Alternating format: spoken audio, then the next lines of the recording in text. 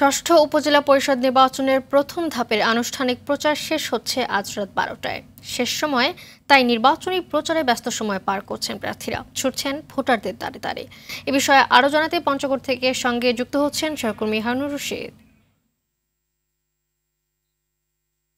হারুন, শেষ মুহূর্তে নির্বাচনী প্রচারে এবং ভোট গ্রহণে কমিশনের প্রস্তুতি কেমন দেখতে পাচ্ছেন জানাবেন আমাদের।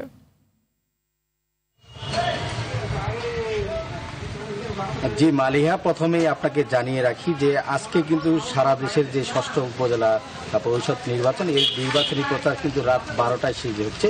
তো আমরা প্রার্থীদের মাঝে যে বিষয়টি লক্ষ্য করেছি সেটি হলো যে বাড়িতে বাড়িতে ভোটে না গিয়ে আজকে কিন্তু মিছিল, মিটিং এবং পথসভায় ব্যস্ত সময় পার করছেন। বিশেষ করে হাট বাজারগুলোতে তারা গণসংযোগ করছেন। আর একটি বিষয় আপনাকে জানিয়ে রাখি যে এখানে কিন্তু 10 জন উপজেলা চেয়ারম্যান প্রার্থী 3টি উপজেলায় প্রতিযোগিতা করছেন। এদের মধ্যে কিন্তু আমরা দেখেছি যে 3 জন বিএনপি নেতা তেঁতুলিয়া উপজেলা পরিষদ নির্বাচনে কিন্তু তারা অংশ নিচ্ছেন। তাদেরও জয়ী হওয়ার সম্ভাবনা কিন্তু অনেকটা রয়েছে। আরেকটা বিষয় হচ্ছে যে এখানে আমরা এখানকার যে রিটার্নিং কর্মকর্তা তার সাথে আমরা কথা বলেছি। তারা বলছেন যে আসলে সুষ্ঠু নিরপেক্ষ নির্বাচনের জন্য আসলে সব ধরনের প্রস্তুতি সম্পন্ন করেছেন।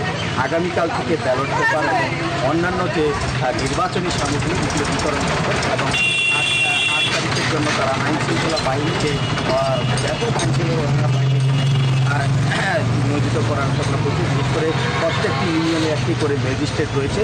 তো আমরা সব মিলিয়ে যদি বলা যায় যে আমাদের যে এই যে ষষ্ঠ উপজেলা পরিষদ নির্বাচন, এই নির্বাচনের আসলে যারা বিজয়ী হবেন, বিজয়ের মালা পরবেন, 8 তারিখ পর্যন্ত আমাদের অপেক্ষা করতে হবে। তো মালিয়া, এই ছিল আমার কাছে পঞ্চগড় থেকে উপজেলা নির্বাচনের সর্বশেষ পরিস্থিতি। মালিয়া, ধন্যবাদ আপনাকে।